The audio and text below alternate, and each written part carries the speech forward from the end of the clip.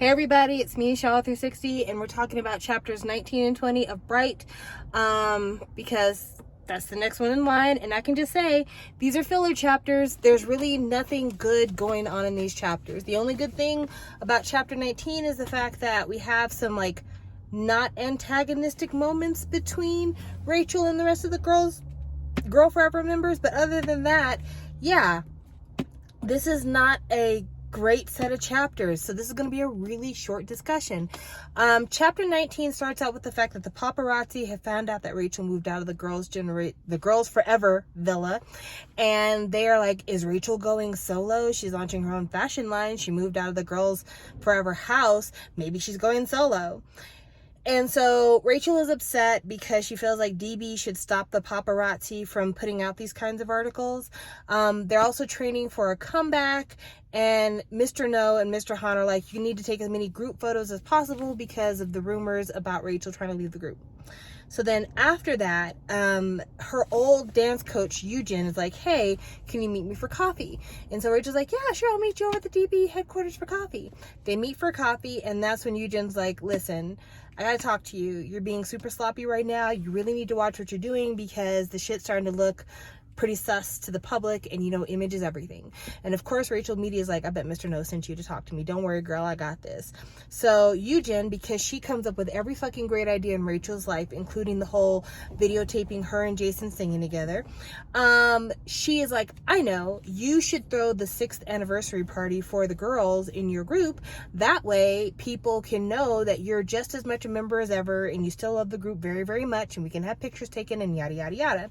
So Rachel throws a dinner for the 6th anniversary of the girls, and it's at this really nice restaurant, and there's paparazzi outside taking pictures, and she's kind of nervous because initially when they first get into the dining room to have the dinner, things are kind of iffy, and Ji-yoon, who's still kind of got, I don't know, a bug up her ass, is like, howl a bit. So at first Rachel's worried that nobody's gonna like the dinner, but then they're like, no, it's not that. It just reminds me of this time we did this commercial where we had live lobsters. And so then after that, all the girls start reminiscing and talking and stuff. And then after they eat, Rachel's like, here, you guys are a big part of my story and my life, so I wanted you to be the first to have the new Rachel bag. So while Rachel's been living at home, she's been like super creative because her parents make breakfast for her every day, and her sister gives her hugs all the time, and her bamboo desk setup is perfect for trying to draw, and she's just running through her designs. She's going to be so ready for next season's collection, yada yada yada. Anyway, so she pulls out the bags before they go on sale in the stores, and the girls are just eating up the bags, and she's just like, this is such a great moment. And this is where I get confused, because if you recall, in previous chapter, when she had her meeting with Celeste from Lane Crawford, Rachel had 6 bags ready for the launch. And then Celeste was like, we'll carry the 6 bags, but you need to be ready with more bags for the 2nd season. And it seems like either Jessica or the ghostwriter kind of forgot the plot, because the way they're making it sound is like she has all of the same bags that she had before, but that she has even more bags, because she talks about has got mix and match. They're clutches, but they have crossbody straps, so they're mix and match. These are brand new bag designs. I'm just gonna say that they're brand new bag designs, but these brand new bag designs are the bags that have been put into production that she then gives to the group members.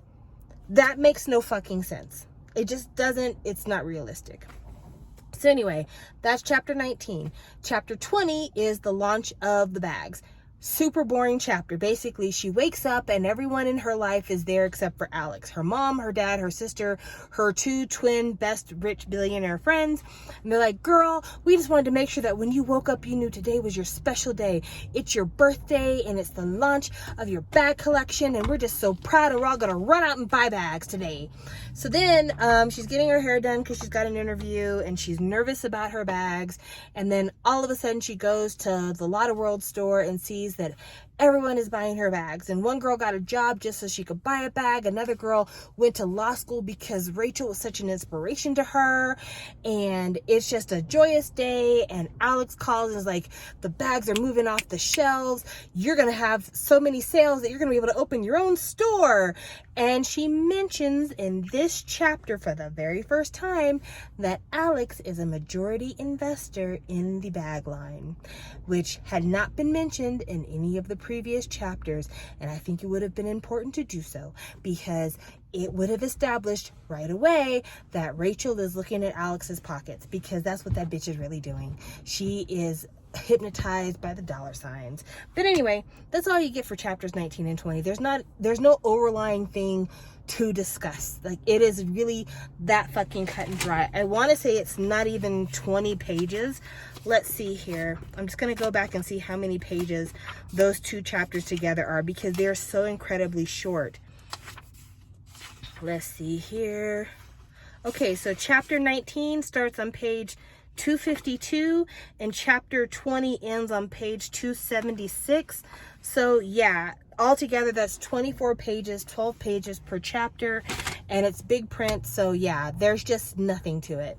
I'm hoping that we're going to get to the meat and potatoes, because guys, if you look, we're about 2/3 of the way done with the book, which if this was a play, we're through acts 1 and 2.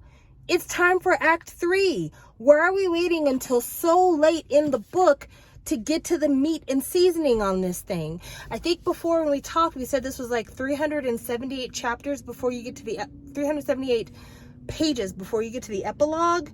And we finished on 278. So there's only 100 pages left until we get to the epilogue. Like, my girl, come on, you know, get to it. Get to it. But anyway, you have chapters 21 and 22 to look forward to the next time. Until then, I will see you. Bye.